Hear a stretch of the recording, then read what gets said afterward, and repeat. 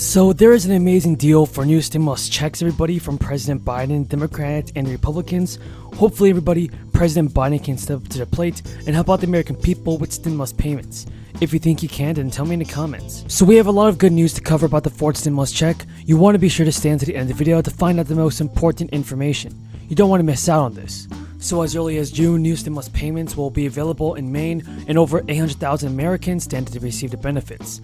The $1.2 billion supplemental budget proposal by Governor Janet Mills was passed into law on April 20th. And after the bill was passed, the governor said, "What this budget shows once again is through hard work and negotiations that Democrats and Republicans can come together on what is right for the people of Maine."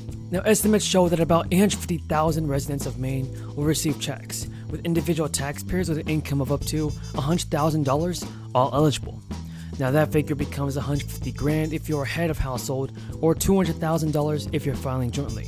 Older residents and lower income homeowners and tenants have also been offered a property tax relief. Additionally, $20 million will be set aside to fund up to 2 years of free community college for students who are eligible and either have or plan to graduate between 2020 and 2023. There is also $3 million in legal funds to help the lobster industry, which is crucial to Maine as they fight the federal government over rules protecting endangered species.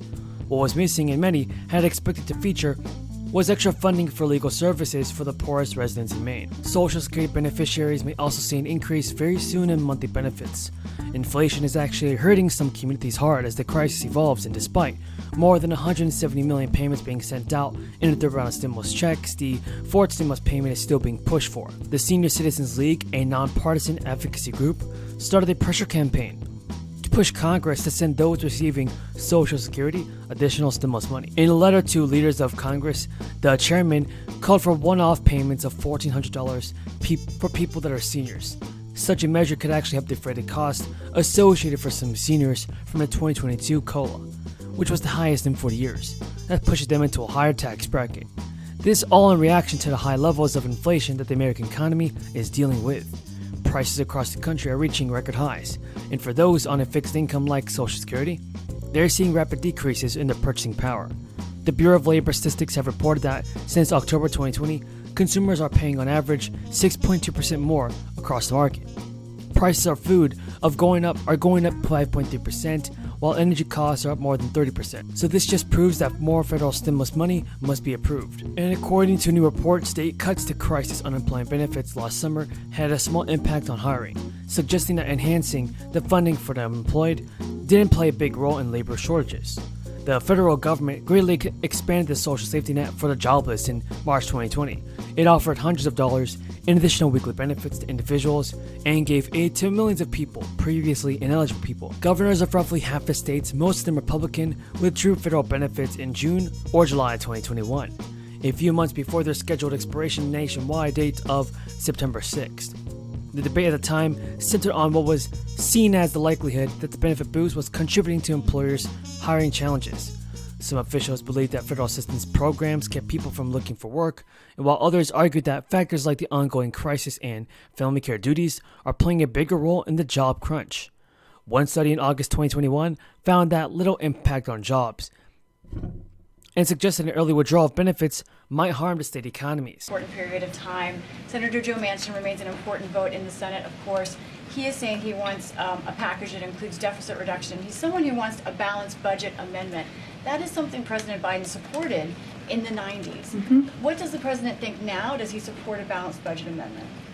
The president is a huge advocate for deficit reduction. He actually reduced the deficit. We reduced the deficit last year by $300 billion on his watch, something that people often forget. And certainly his advocacy for to making the tax system more fair, which has been part of the reconciliation proposal and process, would help do that as well. I haven't had a conversation with him about a balanced budget amendment. I'm not aware of that moving through. Yeah, I mean, it wasn't super scientific, digging through the, asset values sort of analysis. But, if we're right, and technology and technology-related stocks are in a bubble, go back and look at the history of bubbles. They don't softly correct and then, they're off to the races 6 months later. You typically see a major correction, 50% or more, and typically it comes with an overshoot to whatever you think fair value is. And so that was all I was saying, is that, we are in the early stages of the unwinding of this bubble. And so there's probably a lot more downside to go. Hey, Dan, it's Jeff Mills. So question about sort of where to hide in all of this, right? I know you said you like cyclicals, financials specifically, and then staples potentially. So relative to cyclicals, financials, do you worry about what an economic slowdown might mean for that sector? And then in the same breath, we just talked about staples being expensive. Can you just walk me through kind of the call there? Yeah, Jeff, you make a great point, and I completely agree. I think that, right now, the way we've been positioned in the portfolios is essentially a barbell between defensives and inflation beneficiaries. As we know, most of the inflation beneficiaries tend to come with a lot of cyclicality. So I think the move here is the further profits continue to slow, the further that the economy continues to slow, you probably want to, switch the concentration of that barbell away from the inflation beneficiaries and toward more of the defensive names. And on the point of, defensives being expensive, if you go back and look at all of the bear markets, over the last, 20 or 30 years, look at the starting point valuations for defensive stocks. They are never cheap. Going into a bear market, if this is going to turn out to be a bear market, they're never cheap, and they still outperform. And that's part of that is because what are they cheap relative to? What are they expensive relative to? They're expensive relative to the rest of the market, where earnings estimates are probably too high. Dan, good to see you. Thank you. Dan Suzuki. Thanks for having me, guys. Richard Bernstein Advisors. Pete Najarian, I'll go to you because I feel like your portfolio is probably the inverse of what Dan Suzuki is recommending. In that he says inflation, No. But what? No? Okay, what?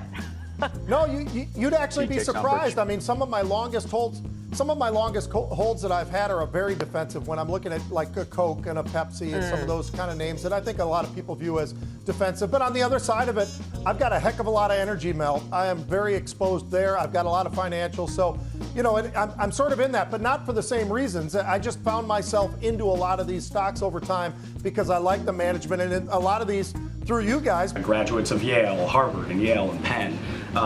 Does he still hold a concern that pursuing student loan relief could provide a giveaway to certain college graduates?